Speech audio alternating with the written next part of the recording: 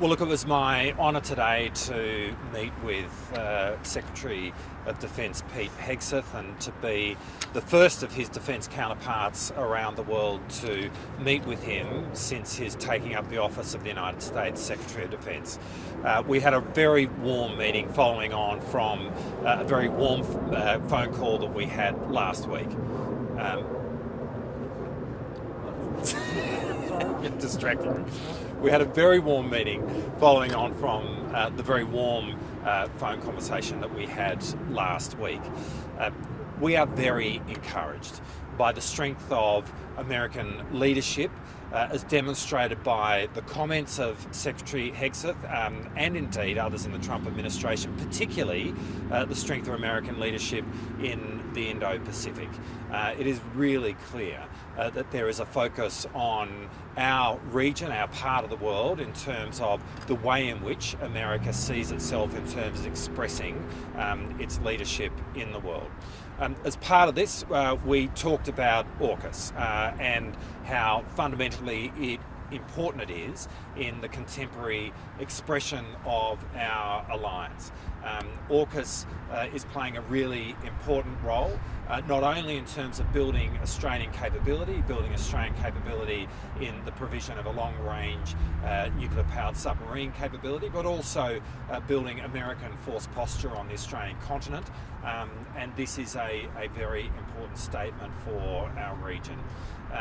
We talked about that and how we can further cooperate and advance what is the most important relationship that we have in terms of both our foreign policy and our national security.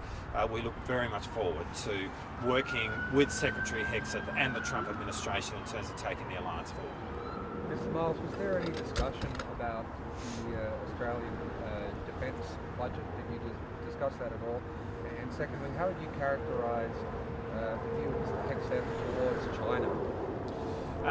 Well, we very much talked about the fact that right now Australia is increasing its defence spending. We are seeing in Australia one of the largest increases in defence spending in our peacetime history, and I made that point, and Secretary Hegseth was aware of that.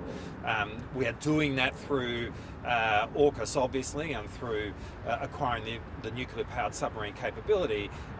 In the process, and you're aware of this, obviously, we made clear that we are making the first of the payments to the American industrial base for its submarine enterprise. We've been able to do that in the first couple of weeks of the Trump administration. We're able to do that in the first week of Secretary Hegseth's term as the Secretary of Defence. We're really pleased about that. So we were able to reiterate all of those points.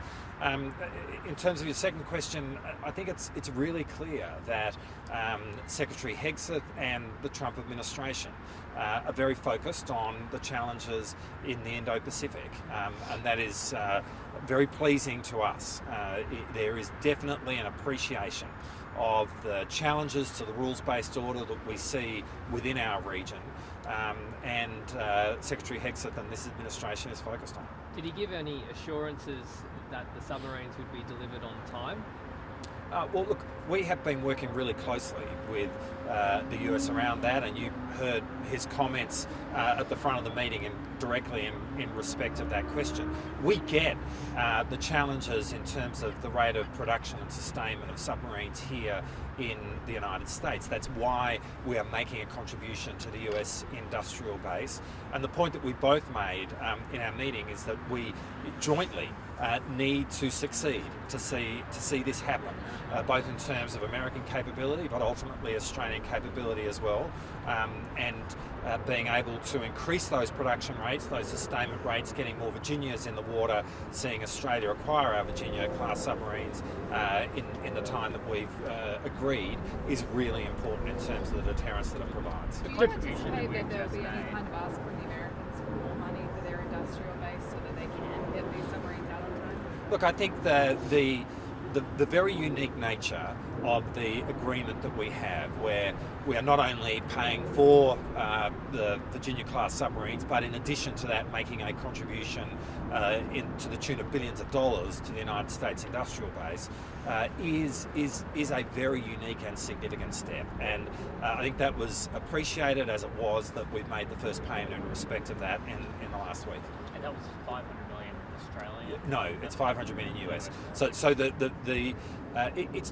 3 billion US is the total commitment, and the first payment that we've made is 500 million US. When's And the there was next no payment? indication that they want more. I mean, we know that Mr. Trump wants everybody to pay more, including our close allies. There's no indication that you got that they expect us to do.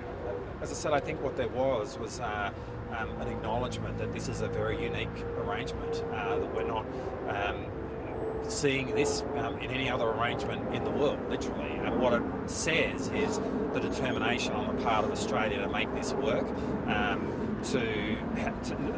we understand how important it is that America has a submarine capability and that the production rates are there to meet that, but how critical it is to ultimately making the optimal pathway for Australia to acquire a nuclear-powered submarine capability to work. Deputy Prime Minister, did you ask for an assurance that the $3 billion price tag for the submarine production boost was going to be the final price tag? Look, this is the agreement that we have with the United States, and we are really happy with the conversations that we've had with the Trump administration in relation to this.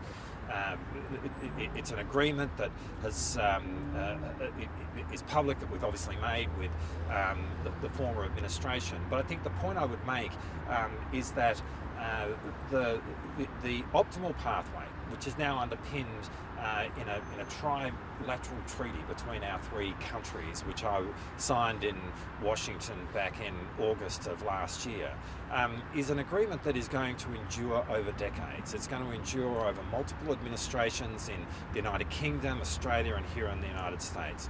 And we are very confident about its future progress, and we are very confident about its progress under this administration. President Trump said today that next week he's going to look at reciprocal tariffs. Today threatening Japan, and said that yes, next week there will be reciprocal tariffs that he will look at between the United States and Japan, and he said he would look at it with other nations around the world.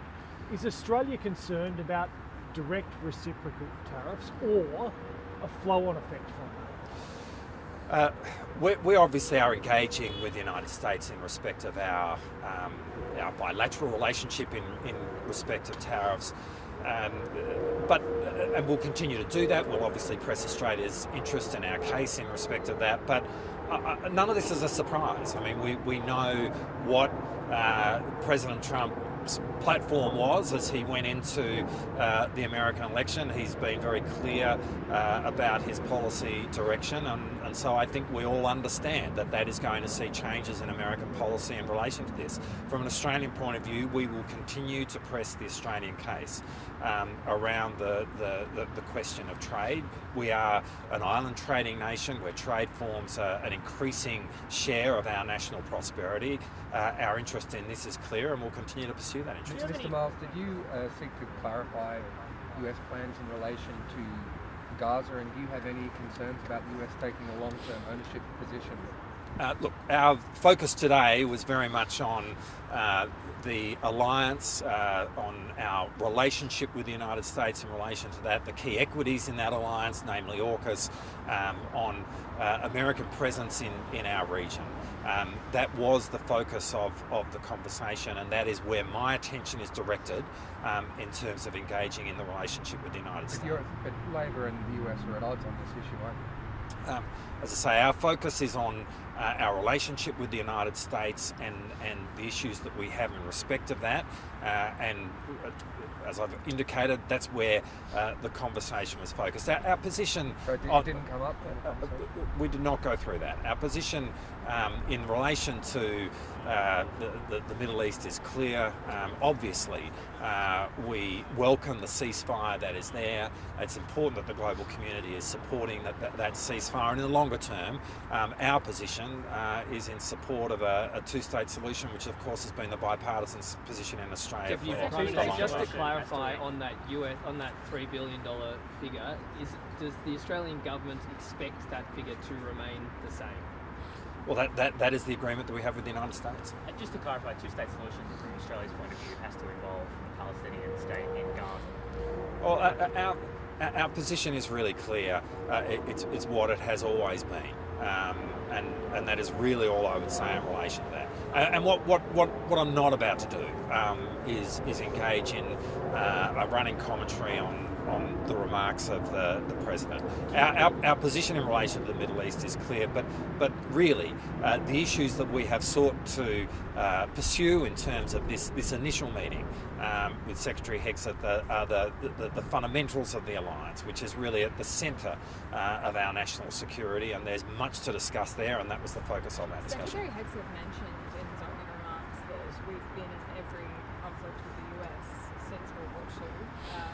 If there were boots on the ground in Gaza, American boots, is that policy under review for Australians to join? Look, the last thing I'm going to do is answer a hypothetical about any future prospects of conflict. What his remark reflects is that when you look at the history of our relationship in respect of the alliance, we have been there side by side with the United States in respect of every conflict since the First World War. And what comes from that is a deep trust that has been built up between our two nations, which is such an asset in this moment, and really so important for the US, obviously very important for Australia, and underpins all that we do. Do you have any concerns about the impact of the dismantling of USAID, specifically in the Pacific, and creating a vacuum for China? Well, again, I'm not about to go into a commentary on that. We are very engaged in the Pacific, as you know. The Pacific is a very important region from the perspective of Australia. We have consistently advocated to American administrations about the need for America to play its role in the Pacific. To be fair, actually, under the first Trump administration, we saw a real step up in America's engagement in the Pacific, and we'll continue to advance that case. And we see, very significant presence of America amongst Pacific Island countries in lots of ways, such as the US Coast Guard, for example, which plays a really important role in terms of having shipwriters on board and therefore being able to play a role in enforcing the exclusive economic zones of those countries, which is their most important economic asset. We will continue to have that conversation with the United States. You were the first Defence Minister to have a meeting with Pete Hegseth. Penny Wong was one of the first meetings with Marco Rubio. Does that give you confidence that that the relationship with the US will continue to remain positive, and you won't see retaliatory tariffs, for example, implemented against Australia? Well, look, I have a great deal of confidence about how the relationship will progress between our government and the Trump administration. There has been nothing other than positivity about Australia, about the alliance, about the place of AUKUS within the alliance, in all the conversations that we have had with members of the Trump administration. And as we look forward to the challenges that we face as a nation, when we look at our strategic landscape, when we look at the importance of American leadership in the world, but specifically in the Indo-Pacific, we see all of that being met by the Trump administration.